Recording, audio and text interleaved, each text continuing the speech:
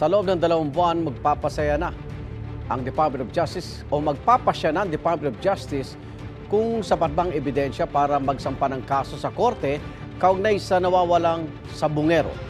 Patuloy raw ang pagsusuri sa mga ebidensya kabilang ang mga buto na nakuha sa Taal Lake. May unang balita si Sandra Aguinaldo. Patong-patong na reklamo gaya ng multiple counts of murder, kidnapping at serious illegal detention ang isinampa laban sa 62 respondents kaugnay sa pagkawala ng mahigit 30 sabungero. At sa loob ng 60 araw, dedesisyonan na ang mga ito ng Department of Justice o DOJ. The panel declared that the preliminary investigation is already submitted for resolution. That is after the complainant manifested that they are not filing a reply to the counter affidavits of the respondents. Pag-aaralan ng DOJ kung sapat ang lahat ng ebidensyang isinumite sa kanila para magsampa ng kaso sa korte. Kampante naman daw mga pamilya ng mga nawawalang sabungero. Ang laki po ng pag-asa namin na makakamit na namin yung sa pagdating po sa resolution.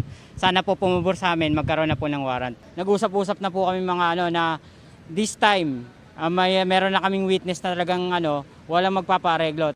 Kabilang sa mga respondent ang whistleblower na si Julie Dondon Patidongan. Umaasa siyang magiging testigo sa mga kaso kapag naisampa na ito sa korte. Mag-aantay na lang tayo ng desisyon ng Department of Justice.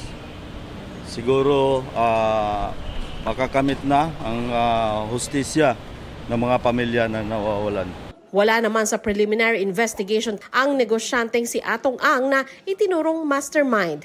Pero naroon ang kanyang abogado na umaasang pagbibigyan ng kanilang hiling na ibalik ang reklamo sa PNP-CIDG para raw maimbestigahang muli. We are hopeful that the case will be rebundled back to CIDG for investigation in view of the fact that the evidences submitted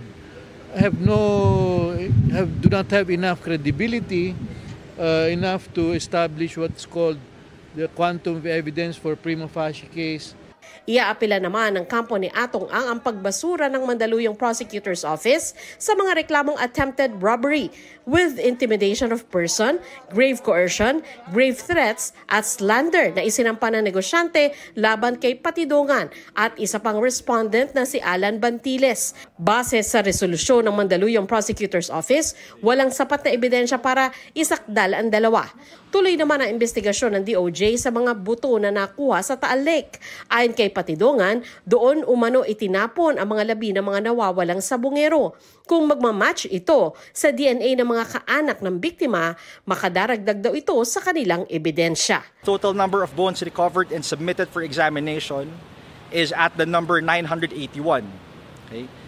This includes 3 sets of human remains from the cemetery consisting of 264 bones. If the assessment by the panel of prosecutors is that there is sufficient evidence to proceed to trial, given what we have on hand, there will be no need to look into the DNA evidence or to wait for the results of the DNA examination. Ito ang unang balita. Sandra Aguinaldo para sa GMA Integrated News.